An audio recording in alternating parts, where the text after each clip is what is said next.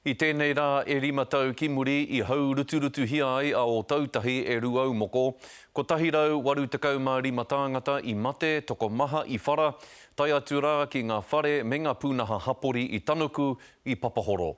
No te rā nei I tū wahangu ai te mā tini o tautahi hei tohu I te rā o te Aneatanga Nui.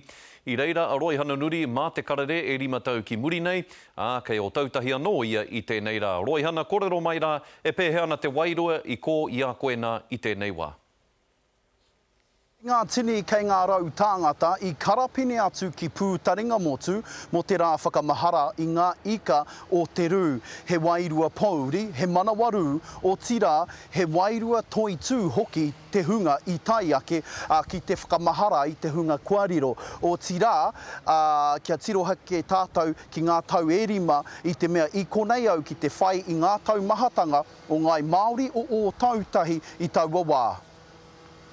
Kei te piki haere tonu te tatauranga mō ngā ika o tēnei aituā. Thought that he'd probably come home, you know, straight after to see how I was, but didn't come. He just wanted to play music all day with different bands. Well, I heke ngā roimata te mōheo ko tira titahi o ngā whanaunga I hinga tuatahi o te whanaunga I kāreretia. Nā reira taku pauri, taku aroha ki tō mātou whānui o ngai tuahuriri. Te pēhea te wairua o te tira whakaura tāngata I rātou e mahi ana I tēnei mahi taumaha nui. He nui ngā whakaaro, kai te piki, ka piki haere, ka heke haere, ina ka kimihia I te tahi tangata, ka rongo rāna I te tahi tangata I roto I nei o ngā whare, ka piki haere te wairua. Engari ko te aitua nui te mea e taumaha tiana I rungi a tātou katoa I tēnei wātunu. What was your first reaction when you arrived here? I was really sad, I was angry. I've got a 12-year-old daughter. I'm not putting her in here. At any stage did it cross your mind that you might die?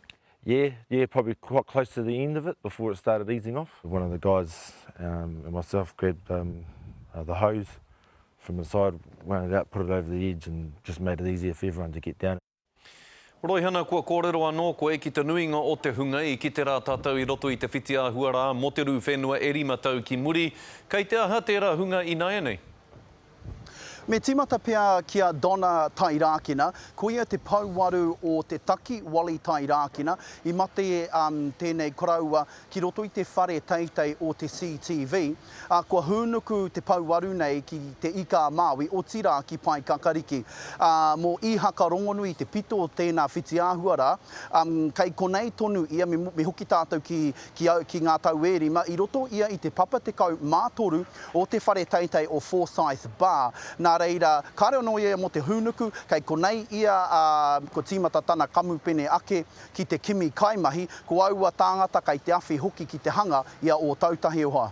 E hoa, kua aha a Ngaitahu I roto I te 5 tau nei, hei āwhina I te whakatūnga mai anō o tautahi? Well, ahei tā Ngaitahu, ahakoa ngā ua-uatanga o te rū whenua, e rua ngā kaupapa nui I mua I a rātou tuatahi, ko te kotahitanga o te hapori, tuarua mai ko te ture o Sarah, kua whakamana o tira, kua whakatairangatia I a rātou. I nā kua nei kōrero ai māua ko tā Mark Solomon o heamana o te rūnanga o Ngaitahu. The last process that we're involved in at the moment, we're part of the bid for the convention centre in Christchurch. Other than that, our subdivisions are rocketing ahead, and I think the two big ones, Preston's and Wigram, will probably be finished this year. So it's been a lot of work for us. Ai e tika ana tāna, heoi anō ki takutaha I nāia nei tētahi o ngā uri o ngai tuahuriri, ara anei a Lynn Te Aika. Lynn, ko pēhea ngā tau e 5 kua hori mā koutou? Tēnā koe Roihana. I tēnei wā kua 5 tau mai I te runoi, nā reira kei te aro whakamua mātou o te kāinga nei ki ngā mahi me mahi. Ara ko te mahi tahi ki te tau te kāwanatanga me te whakatū whare hou. Kua ki te tētahi tino tauira I te teihana pahi, kei taua wāhira he kua karangātu ki ngā kaimahi toi. Ana kei runga I te tuanui, te papa me ngā pakitara a mātou kōrero, He kōrero manaaki hoki ngā tangata ahako wai e haere ana ki reira. Nā reira, he maha ngā whare hou kei te whakatūngia i te pūtahi o te taone. Engari, kei te aro mātou o te kāinga hoki ki te takiwā o te rāwhiti. Nā reira, wai māria mātou i ngā wiki e rua ko pahuri ake nei i whakatū e tahi kura hou, kei reira te tokomaha o ngā Māori, ara ki rāwhiti, ki Waitākiri, ki te rito o te harakeke hoki.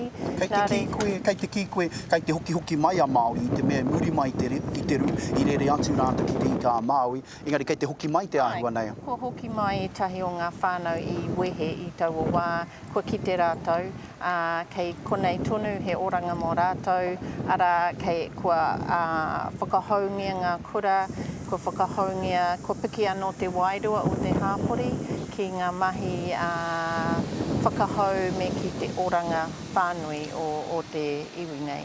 Kāti, hea pia te tūmanako haere whakamua ai i nāia nei o ngai tuahuriri mo te hapori whānui, o tira mo te iwi whānui? Well, ia mātou te kāinga o tuahuriri, ko whakatū marae hau, nā reira he whare whakaruru mō a mātou nei uri, aha ko kōwai hoki ka pōwhiri atu ki a rātou ki a haere reira. Nā reira, e tahi atu o ngā marae papatupu, ko whakahaungia o rātou whare nui, whare kai rānei.